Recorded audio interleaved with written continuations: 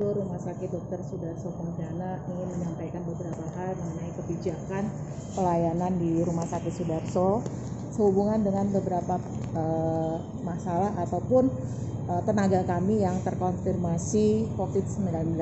Jadi ada beberapa kebijakan. Pertama, mungkin kita lakukan dulu untuk poli rawat jalan. Kita tetap melakukan pelayanan, hanya beberapa poli yang kita tidak melaksanakan pelayanan, contohnya di poli bedah.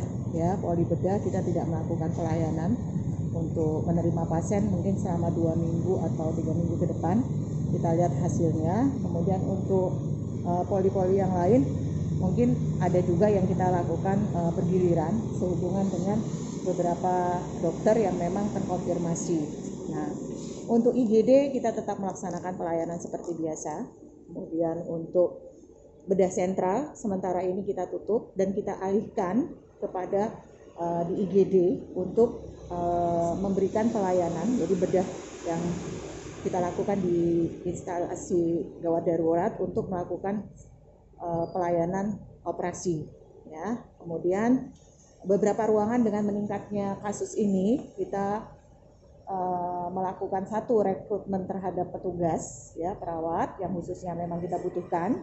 Kemudian kita juga menutup ruangan di perawatan sehubungan dengan kenaikan kasus tersebut. Sehingga saat ini yang mungkin kita tutup adalah untuk bedah umum, ya kelas 3 bedah umum, tetapi tidak menutup kemungkinan kita tetap memberikan pelayanan. Hanya mengurangi kapasitas tempat tidur yang selama ini kita laksanakan.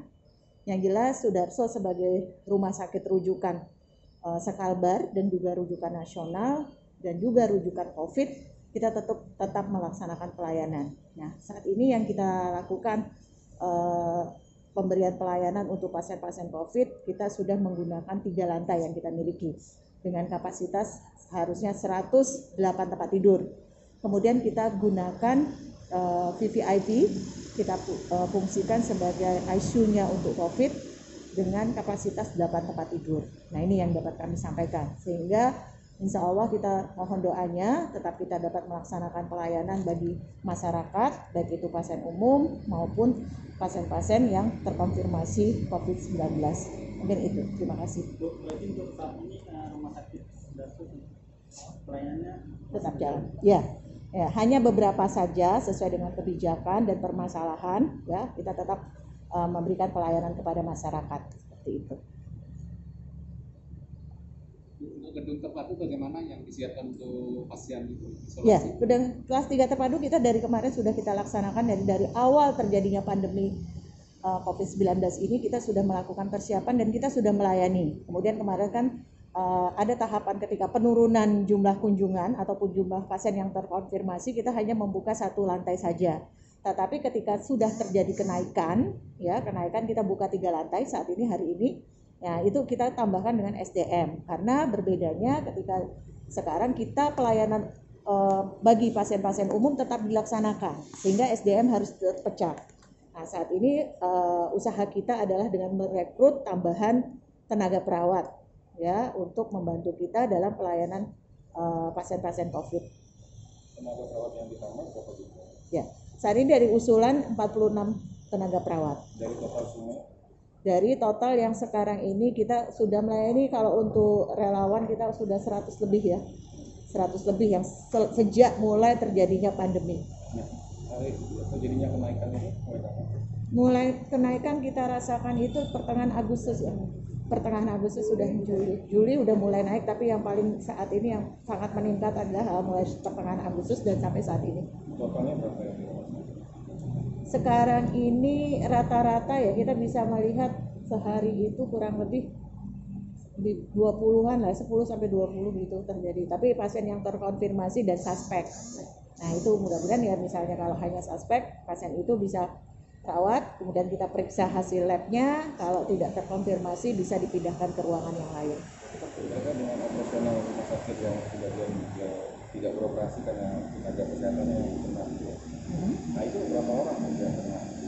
Tenaga kesehatan atau bagian staf atau pelayanan? Sekarang ini yang pertama kali yang terkonfirmasi adalah dari bagian manajemen. Ya, manajemen kita 1 orang yang memang meninggal dunia dari kepala bidang PDF kita, kemudian itu dan konfirmasi lagi ada 17 ya Pak ya, 17 total semuanya. Di manajemen aja. Kalau dibilang klaster ya kita juga mungkin juga bisa klaster rumah sakit, tapi itu di manajemen. Kemudian untuk IBS sendiri ada satu dokter bedah kita yang kemarin terkonfirmasi, kemudian kita tes lab lagi, ternyata ada hasil yang memang menunjukkan positif lagi untuk 2 dokter bedah kita. Untuk proses pengetatan mungkin di kawasan sudah diataskan jam umum dan ya itu tetap kita lakukan dari awal pelayanan COVID pandemik ini. Kita sudah lakukan pembatasan untuk pengunjung yang ada di Rumah Sakit Dr. Sudarso ini. Jadi kita sudah dari awal sudah kita batasi, tidak ada kunjungan bagi pasien-pasien yang dirawat di sini. Sampai saat ini itu masih berlaku. untuk protokol juga tetap masih. Ya, masih tetap kita sampai saat ini belum ada pencabutan. Jadi istilahnya untuk di Polri Rawat Jalan pun kita sekarang ini dengan kenaikan kasus kita lakukan pembatasan. Ya, pembatasan jumlah pasien. Jadi setiap hari yang berobat ke Polri Rawat Jalan kita batasi setiap poli maksimal 15 pasien yang berobat.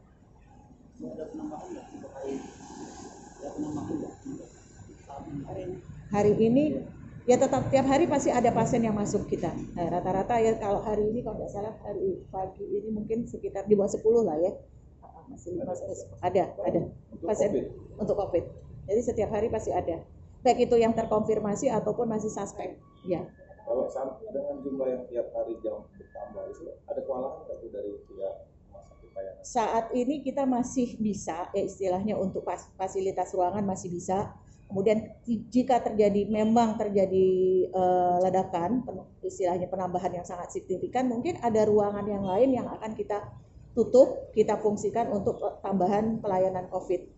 Karena Rumah Sakit Sudarso adalah rumah sakit rujukan COVID. Tetap istilahnya dari pengobatan biasa ya, pemberian obat-obatan, kemudian kita dari suplemen dari gizi, asupan gizi. Jadi kita betul-betul dari makanan kita perhatikan. Jadi asupan gizi dari pasien-pasien tersebut. Kita libatkan dokter spesialis gizi kita yang untuk melihat kebutuhan dari setiap pasien sesuai dengan